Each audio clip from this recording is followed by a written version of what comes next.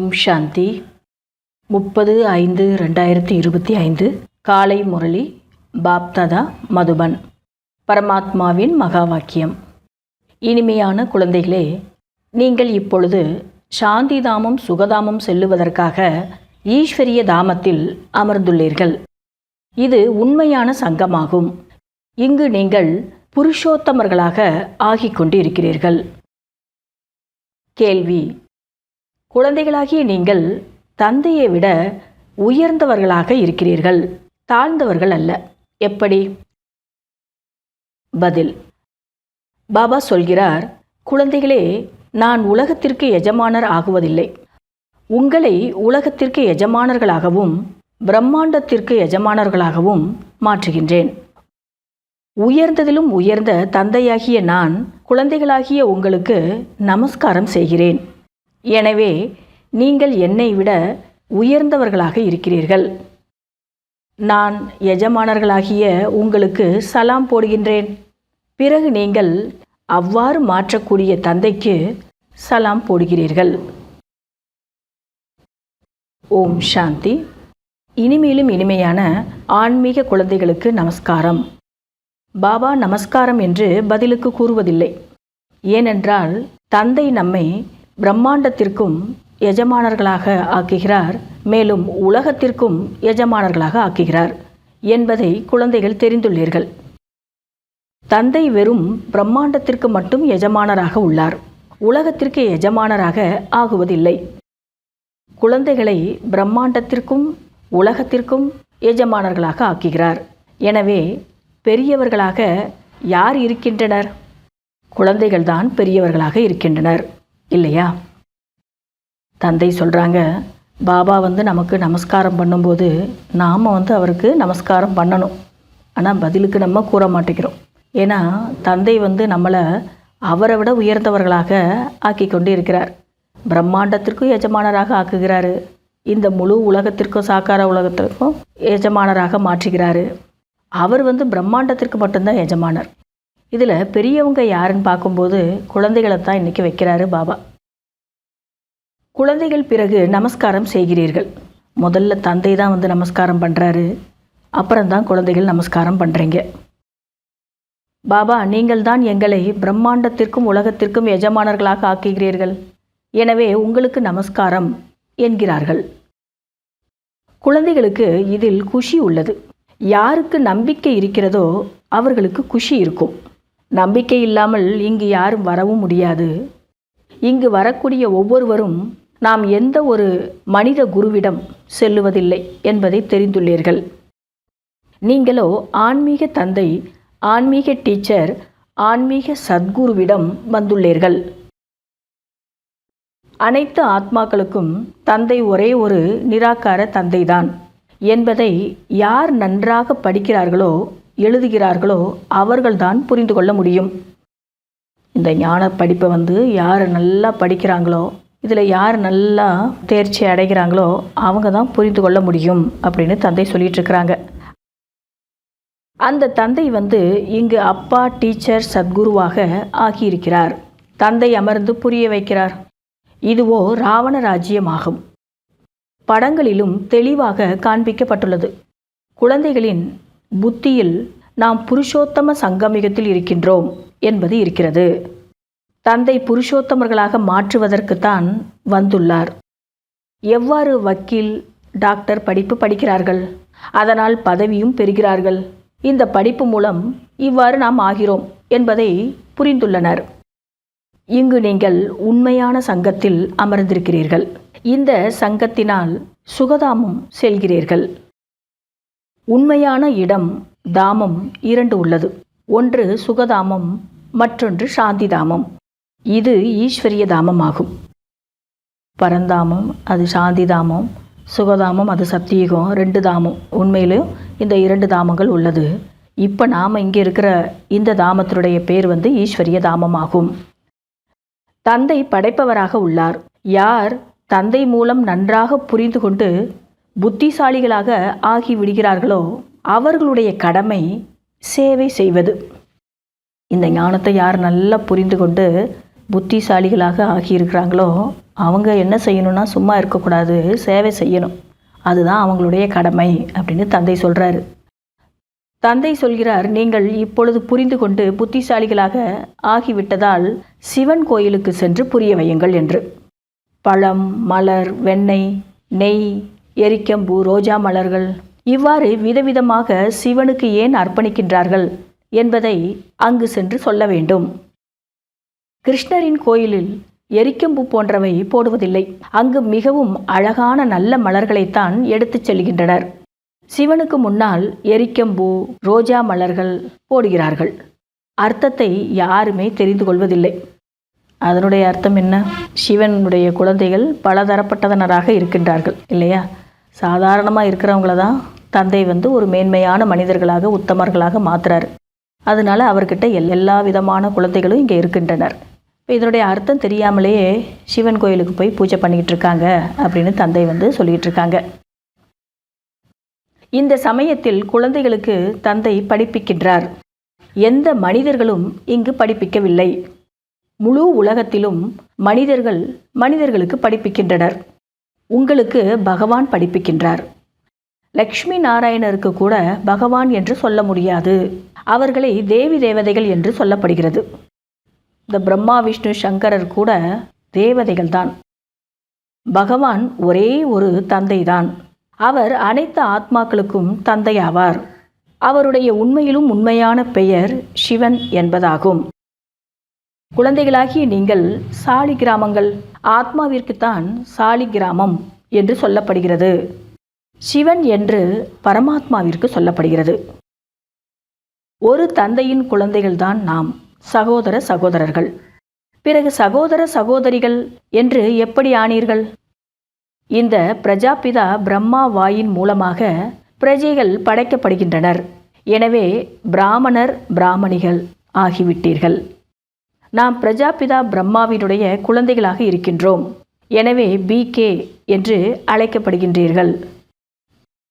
அதாவது சிவபாபாவினுடைய கணக்குப்படி பார்க்கும்போது எல்லாரும் சகோதர சகோதரர்கள் தான். ஆனால் இந்த பிரஜாபிதா பிரம்மாவை ஆக்குனது யார்? இவர் மூலமாக சிவன் பிரஜைகளை படைக்கிறாரு. அப்படி கணக்குப்படி பார்க்கும்போது நாம் அனைவருமே பிராமணிகளாக இருக்கிறோம், பிகே ஆக இருக்கிறோம் அப்படின்னு தந்தை சொல்லிட்டு இருக்காங்க. பிரஜாபிதா பிரம்மா முழு உலகத்திற்கும் தந்தையாக உள்ளார். அவருக்கு மூத்த பாட்டனார், தாத்தா என்று சொல்லப்படுகின்றது. பிரஜாபிதா பிரம்மா இந்த சாக்கார உலகத்தில்தான் வேண்டும். இந்த பிரஜாபிதா பிரம்மா யார் என்பதை சிவத்தந்தை அமர்ந்து புரிய வைக்கின்றார். இந்த நேரத்தில் அனைவருமே தமோ பிரதானமாக, அதாவது அசுத்தமாக இருக்கின்றனர். ஒரு மனிதன் கூட தூய்மையானவர்களாக இல்லை. அனைவரும் பதித்த பாவனரே என்று அழைக்கின்றனர். எனவே பதித்த உலகமாகத்தான் ஆகிவிட்டது. பதித்த உலகம்னா அசுத்த உலகமாக இந்த உலகம் ஆகிவிட்டது. கலியுகம் நரகம் என்று சொல்லப்படுகின்றது. புதிய உலகத்தை சொர்க்கம், தூய்மையான உலகம் என்று சொல்லப்படுகிறது. பிறகு தூய்மையற்றவர்களாக எப்படி ஆனீர்கள் என்பது யாருக்கும் தெரியாது. அதாவது தந்தை சொல்கிறாங்க, முதல்ல சத்தியுகத்தில் தூய்மையான உலகத்தில் தான் இருந்தோம். அந்த உலகத்தையே தூய்மையான உலகம்தான் சொல்லப்படுது. அங்கே அப்படி இருந்த நீங்கள் இப்போ தூய்மையற்றவர்களாக எப்படி ஆயிட்டீங்க? இது உலகத்தினருக்கு யாருக்குமே தெரியாது. மனிதர்கள் அதிகபட்சமாக 84 பிறவிகள் எடுக்கின்றார்கள். குறைந்தபட்சம் ஒரு பிறவி.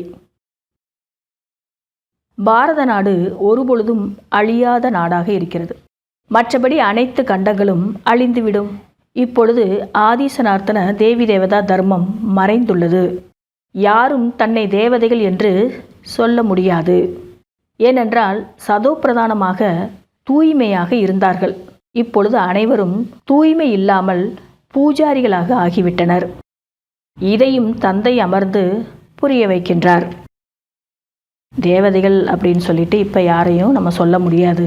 ஏன்னா தூய்மையாக இருக்கும்போது தான் அவங்கள தேவதைகள்னு சொல்லலாம். இப்போ ஒரு மனிதன் கூட கிடையாது தூய்மையாக அப்படின்னு தந்தை சொல்கிறாங்க. இதெல்லாமே தந்தை புரிய வைக்கிறாரு. இது பகவானுடைய பகவான் வாக்காகும். நாம் இந்த எல்லையற்ற நாடகத்தில் பாகத்தை நடிக்கின்றோம். நமக்கு என்ன பார்ட்டு கிடச்சிருக்கோ அதை நடிச்சிட்ருக்குறோம் இந்த எல்லையற்ற நாடகத்தில் அப்படின்னு தந்தை சொல்லிகிட்ருக்காங்க. இருக்கின்ற அனைத்து மனிதர்களும் நடிகர்கள் தான். இந்த நாடகம் சுற்றி கொண்டே இருக்கிறது, ஒருபொழுதும் முடிவடையாது. முதலில் இந்த நாடகத்தில் நடிப்பதற்காக வரக்கூடியவர்கள் தேவி தேவதைகள். பிறகு திரேதாயுகத்தில் சத்திரியர்களாக ஆகிறார்கள். இந்த நாடகத்தை பற்றி தெரிந்து கொள்ள வேண்டுமல்லவா?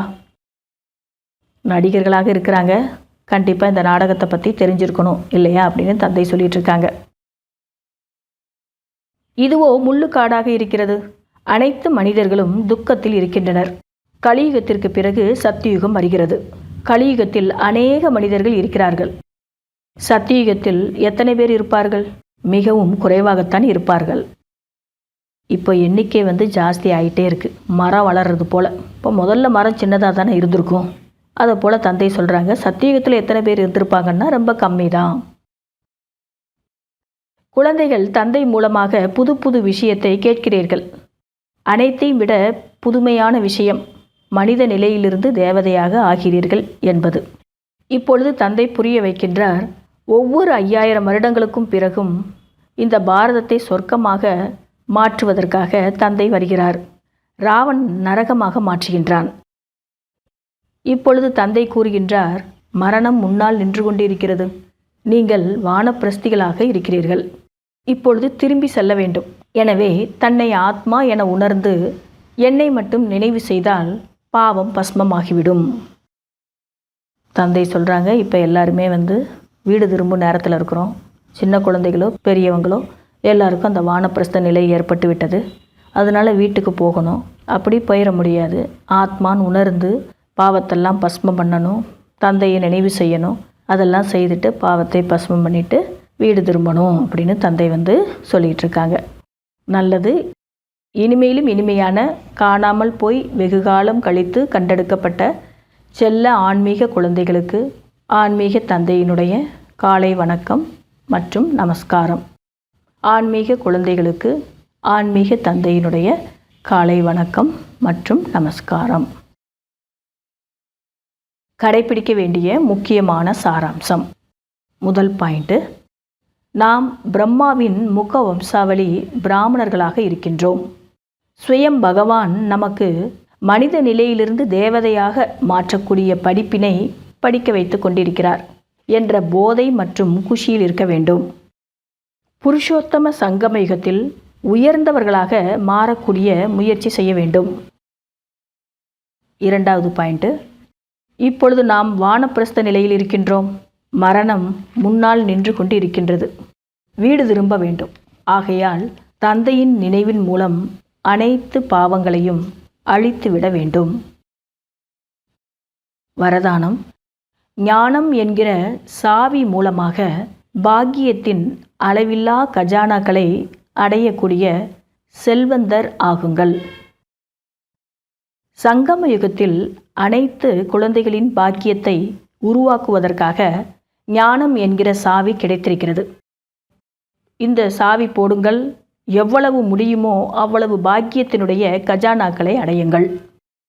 சாவி கிடைத்தவுடன் செல்வந்தனாக ஆகிவிட்டீர்கள். எந்த அளவு செல்வந்தனாக ஆகிறீர்களோ அந்த அளவிற்கு குஷியும் இயல்பாகவே இருக்கும். அழியாத குஷி எனும் நீர்வீழ்ச்சி அனுபவமாகும். அவர்கள் அனைத்து பொக்கிஷங்களாலும் நிரம்பியவர்களாக இருப்பார்கள். அவர்களிடம் இல்லை என்கிற பொருளே இருக்காது. ஸ்லோகன். தந்தையிடம் தொடர்பு சரியாக வைத்து கொண்டால் அனைத்து சக்திகள் எனும் கரண்ட் வந்து கொண்டே இருக்கும். இன்றைய அவ்வக்த சமிக்கை. எந்த அளவு தூய்மையோ அந்த அளவு பிராமண வாழ்க்கையின் பர்சனாலிட்டி இருக்கிறது. ஒருவேளை தூய்மை குறைவாக இருந்தால் பர்சனாலிட்டியும் குறைவாக இருக்கும். இந்த தூய்மை பர்சனாலிட்டி சேவையிலும் சகஜமாக வெற்றியை தருகிறது. ஆனால் ஒரு விகாரத்தின் அம்சம் இருந்தாலும் மற்றது அனைத்தும் அதற்கு துணையாக அவசியம் இருக்கும். எப்படி தூய்மைக்கும் சுகம் சாந்திக்கும் ஆழமான சம்பந்தம் இருக்கிறதோ அதுபோல அசுத்த தன்மைக்கும் 5 விகாரத்திற்கும் ஆழமான சம்பந்தம் இருக்கிறது. எனவே எந்த ஒரு விகாரத்தின் அம்சமும் இருக்கக்கூடாது. அப்பொழுதுதான் தூய்மை என்கிற பர்சனாலிட்டி மூலம் சேவை செய்யக்கூடியவர்கள் என்று சொல்லப்படுவீர்கள். நல்லது. ஓம் சாந்தி.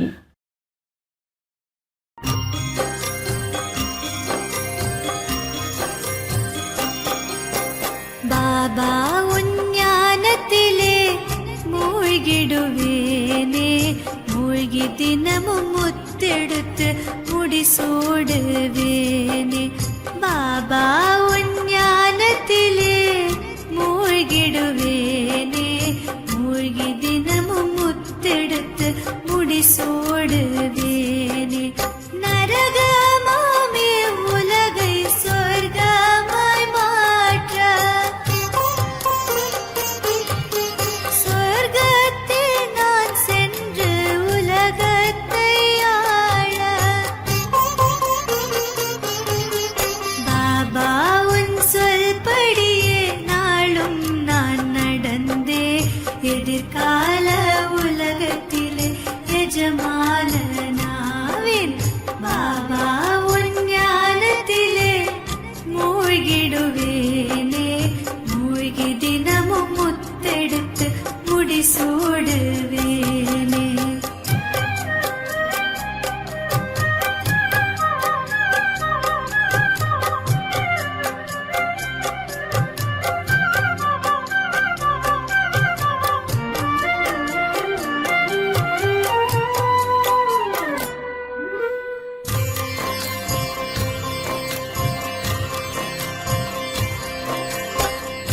இதயம் கவர்ந்த இறைவன் நீயே, இல்லை என்ற சொல்ல சொல்லாதவனே.